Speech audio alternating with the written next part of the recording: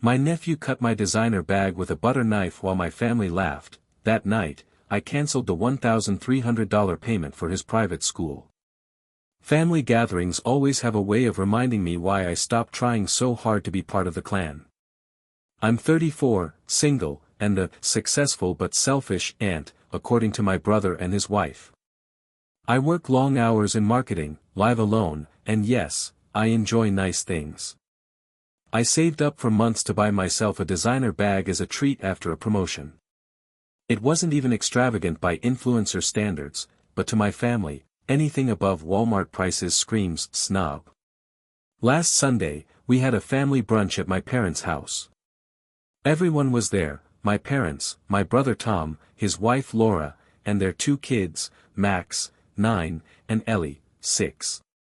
It was supposed to be a casual meal. I walked in with my bag over my shoulder, placed it on the chair next to me, and tried to blend in.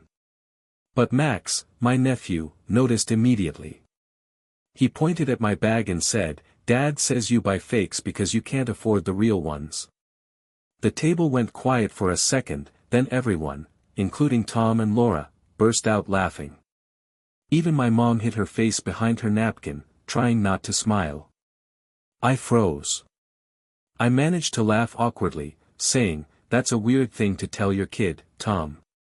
He shrugged and said, "Relax, it's just a joke. You know how kids are." Max didn't stop there. He reached over, grabbed the butter knife from his plate, and, before I could react, sliced through the strap of my bag. Everyone gasped for a second, then my dad actually laughed out loud. "Guess he just proved it's fake," he joked. I stood up, shaking. "That's not funny. That bag cost more than your last vacation." Tom smirked. "Oh, come on. You can afford another one. Don't make it a big deal." I grabbed the bag, the strap dangling uselessly, and said, "You're right. I can afford things. That's why I've been paying for your son's private school for the last year." Suddenly, the laughter stopped. I didn't stay for dessert. I went home, still shaking, still furious, still heartbroken. When I got home, I opened my laptop and canceled the $1,300 automatic transfer I'd set up every month for Max's tuition. Tom texted me that night. "Hey, what happened? The school said the payment didn't go through." I replied, "Ask Max. Maybe he can fix it with his butter knife." He called me immediately, furious, yelling about how I was punishing a child for something harmless. I told him I wasn't punishing a child, I was done rewarding adults who raise their kids to humiliate others for sport. Laura tried calling, saying I was overreacting, and that kids make mistakes. Sure, kids make mistakes. But when every adult around them laughs instead of teaching them better, that's not a mistake. That's parenting. My parents eventually chimed in too, begging me to reconsider, since family helps family. I told them I have helped enough, emotionally, financially, silently. That night, I poured myself a glass of wine, looked at the broken strap on my bag, and realized something. It wasn't just the leather that got cut that day. It was the last thread connecting me to a family that never took me seriously. So yeah, that $1,300 stays in my account. And next time they host a brunch, they can enjoy it without me. Forever. It had been about 6 weeks since the brunch incident, as my mother called it, like it was some minor misunderstanding instead of an open act of humiliation. In those 6 weeks, I hadn't spoken to my brother Tom, his wife Laura, or anyone else in the family except for a few polite texts from my mom asking if I was ready to move past it. I wasn't. I'd spent most of my adult life trying to earn a seat at that family table, proving I was generous, hardworking, part of them. Paying for my nephew's private school had been my quiet way of contributing something meaningful. Tom always complained about how hard it was to keep up with tuition, so I offered to cover it when I got my promotion last year. It was supposed to be a one-year thing, to give Max a good education. But now, with that bridge burned, I was free. Or so I thought. The call. It was a Wednesday afternoon when my phone buzzed. Tom flashed on the screen. I ignored it. Then it rang again. And again. Then Laura called. Finally, my mom texted. Honey, please pick up. It's important. I sighed and answered. Tom's voice was frantic. You need to fix this. Fix what? I said, already knowing I wasn't going to like the answer. The school, he snapped. They're threatening to expel Max because we're behind on payments. You can't just stop paying like that. I let out a short laugh. Actually, I can. And I did. He huffed. You don't understand, they won't let him finish the semester. He's being bullied enough as it is, and now he's embarrassed because the school called during class about money. He's just a kid, for God's sake. I stayed silent for a moment. Then I said softly, you didn't seem worried about embarrassing people when your son publicly humiliated me. That was different, he shouted. He's a child. You're an adult. You're supposed to be the bigger person. I felt something click inside me, that familiar guilt they always used to control me. But this time, I didn't let it in. You're right, I said. I am the bigger person. That's why I'm done letting smaller people take advantage of me. And I hung up. The family intervention.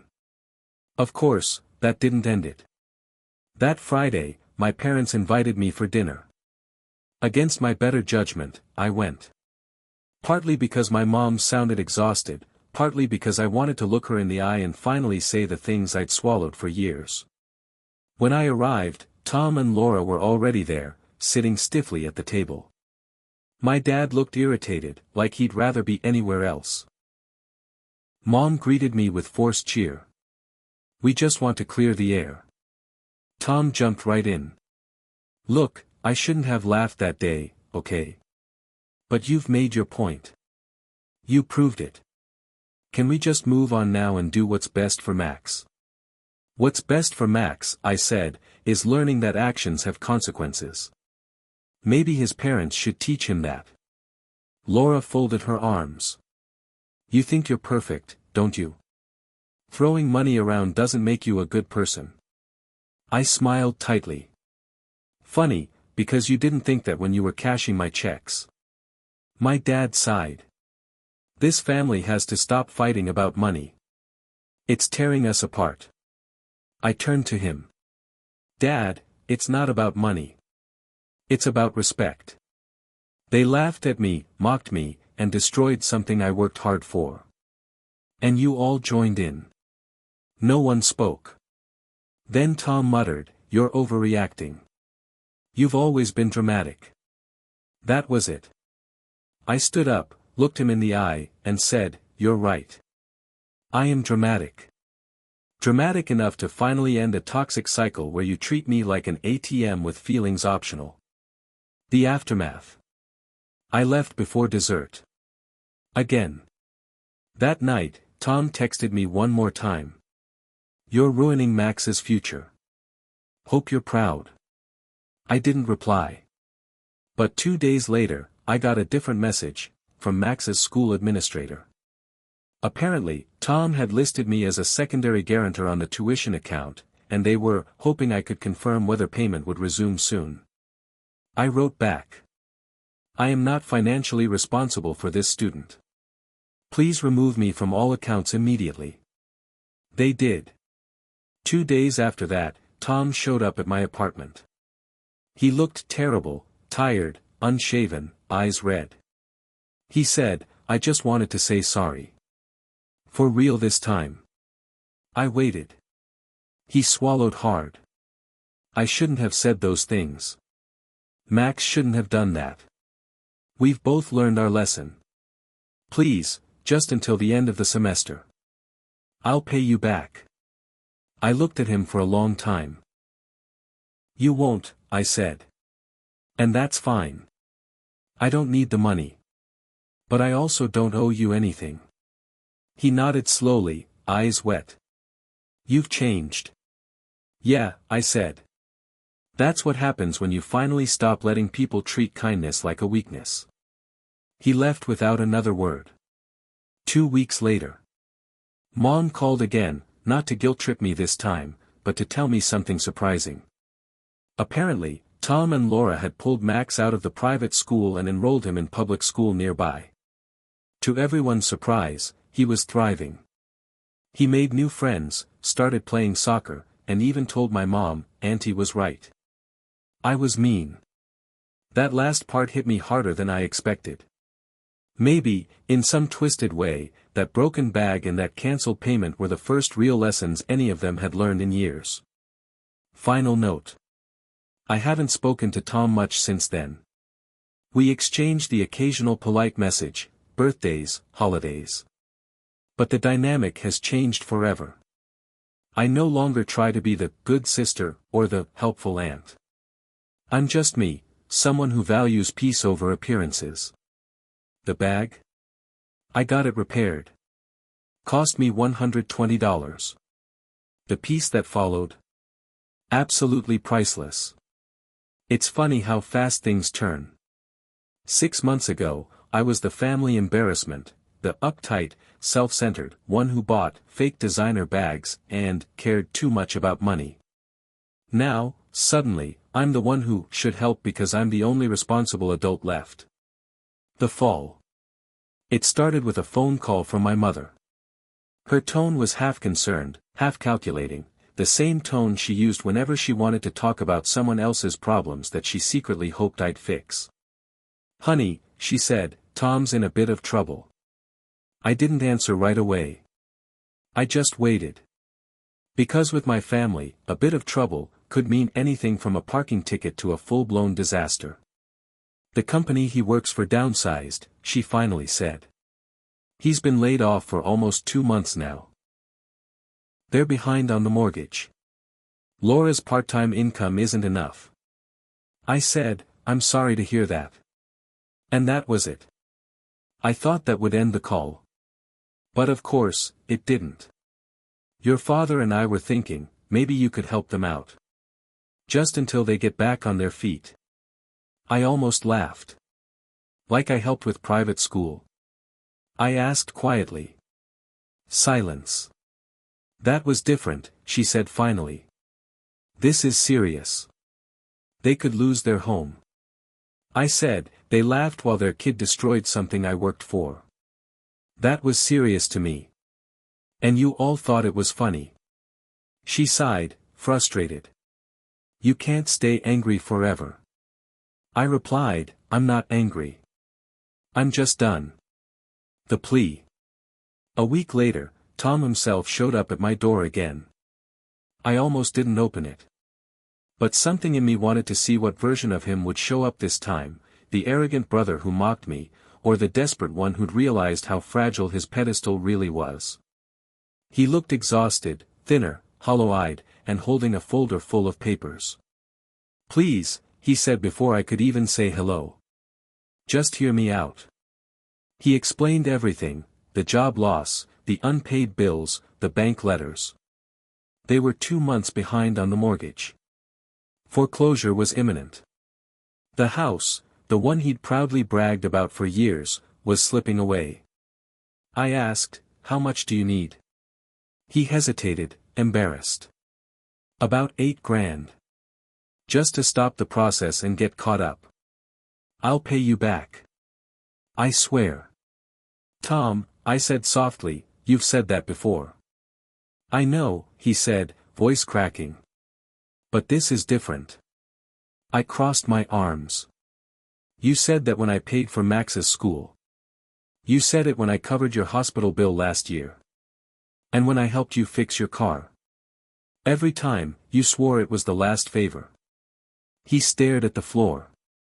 You're really going to let your own family lose everything? And there it was. The guilt, the manipulation, the expectation that I'd play the savior again.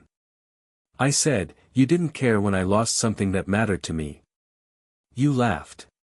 He winced. That was stupid. I was stupid. But this is my family, my home. So was I said quietly. But you never treated me like one. The setup. That night, the text started, from my parents, Laura, even cousins I hadn't spoken to in years. You're the only one who can help. You're really going to let your nephew live on the street? Money isn't everything. Be the bigger person. I didn't respond to any of them. Instead, I logged into my bank account and looked at my balance. I could have helped. Easily. But I remembered sitting at that brunch table, my bag sliced open, my dignity torn apart, while everyone laughed. If I helped now, it would tell them one thing: they can treat me like dirt, and I'll still come running when they need something. So I didn't. The collapse. A month later, they lost the house. Tom called me again the night before the eviction. I almost didn't answer, but I did. His voice was broken. They're taking it all tomorrow, he whispered. I don't know where to go. I closed my eyes. I'm sorry, Tom. You're sorry, he snapped suddenly. You could have fixed this. You have the money. You chose to let this happen. I said quietly, no, Tom. You chose this. You chose years of pride, insults, and selfishness. You chose to live like the world owed you. It doesn't. And neither do I.